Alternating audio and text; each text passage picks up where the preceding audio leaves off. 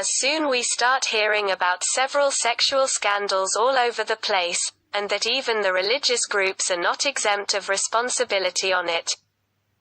There are some disturbing questions which the genuine Jehovah's Witnesses must ask to themselves. Why so much sexual abuse scandals are blowing from inside the Jehovah's Witnesses organization? Are there any leaders of Jehovah's Witnesses involved that they want to cover up? Unfortunately, the answer is yes. If we hear the words of Barbara Anderson, who served in Bethel for many decades as writer and researcher, we will understand who exactly is behind such horrendous crime. Years later, after this, they were triggered, and they remembered what happened to them, and it was men in positions. It wasn't the rank and file Jehovah's Witnesses. It was men in positions that molested them. Now, who from the Jehovah's Witnesses leadership are involved in such sinful conduct? For example, let's observe the case of the forgotten Leo Greensleeves. Who was him? And why he was forced to resign as a member of the Jehovah's Witnesses governing body? Was he a sex abuser? Leo Greenlees entered in Bethel service in Canada in 1936. Once he was a Freemason, he quickly became the treasurer of the Canadian branch and for the IBSA of Canada. Once Nathan Knorr was also a Freemason, he invited Greenlees to serve in Brooklyn headquarters. And 1 year after he was elected member of the board of directors of the Watchtower Bible and Tract Society.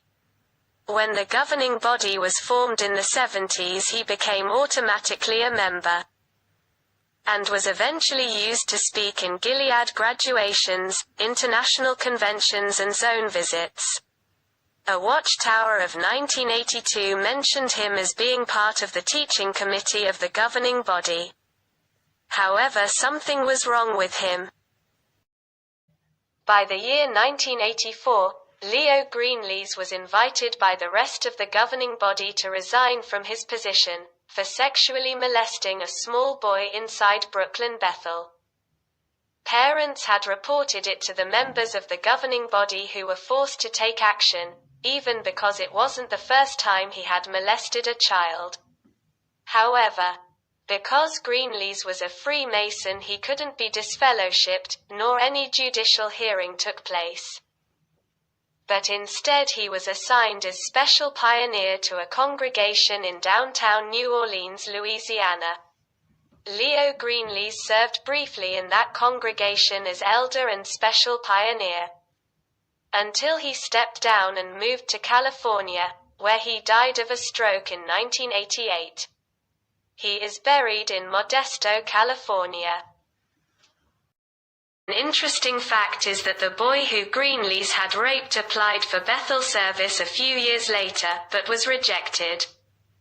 The Watchtower Society was afraid that other Bethelites would know about the incident, and that the case would become scandalous, mostly because no sort of justice had been made.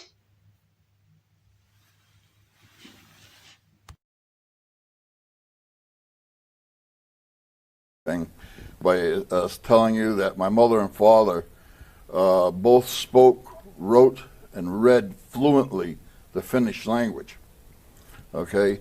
And the Watchtower Society didn't have any Finnish-speaking people in Brooklyn. They had them at their branch office in Finland, but not in Brooklyn. And there was a lot of correspondence from Finland in the Finnish language. So, extremely sensitive matters within the organization. And I remember my parents sitting there and translating it into English, and many times they had to take a trip down to Brooklyn Bethel. I would go with them, and they would be with the service department or the writing department, doing a translation. And sometimes it was vice versa. They would give it an answer from the service department, and my parents would have to translate it into Finnish and send it off to this individual. So, anyway, while I was down there with them on one occasion, I was out wandering around a little bit, and this man came to me, took me to his room, and he sexually molested me in Bethel. And for years I didn't know his name. I did not know who he was, but I used to see him get up on the stage and give public talks and everything. And then, I don't know, I was about 40, 45 years old, and somebody mailed me some photographs with the names. And there was Percy Chapman, Leo Greenlees, and several others. I saw Leo Greenlees' picture, and I said, that's the man. Now I have a name to go with the face. And Percy Chapman was also kicked out of the Watchtower. Nothing was ever done to Leo Greenlees. In fact, he was never disfellowshipped. They just shipped him out to the Midwest somewhere. And it was also on record that he had molested more than just me. Oh, no. After listening to Mark Pallow's interview, we took note on the comment he did at certain moment. Let's hear it again. Nothing was ever done to Leo Greenlees. In fact, he was never disfellowshipped. They just shipped him out to the Midwest somewhere. And it was also on record that he had molested more than just me. Notwithstanding, we received recently an email from Barbara Anderson, who lived in Brooklyn, Bethel by that time, and told us exactly what happened. Thanks for the links. I had no idea how Mark Pallow looked like, and I never heard his story before. It is interesting to me that the story that I was told in Bethel is not Pallow's story, because the facts were different. The one I heard was about a 7-year-old boy molested by Greenlees when he stayed at the boy's parents' home one weekend during his zone visit. A few days later, the father of the boy showed up at Brooklyn Bethel and told his story to certain people in high positions, that Greenlees molested his son. The father said either you get rid of Greenlees from the headquarters, and take him off the governing body list, or I go to the authorities. Watchtower officials immediately complied. And all of us in Bethel heard an announcement after breakfast that Greenlees was no longer a governing body member, and was no longer in Bethel. There were no further statements. So, after learning that Mark Pallow was not the only victim, is there any other reports on Leo Greenlees' paedophilian conduct? We detected in the internet the exchange of emails between 2 potential victims and a third party. Let's read what exactly they say.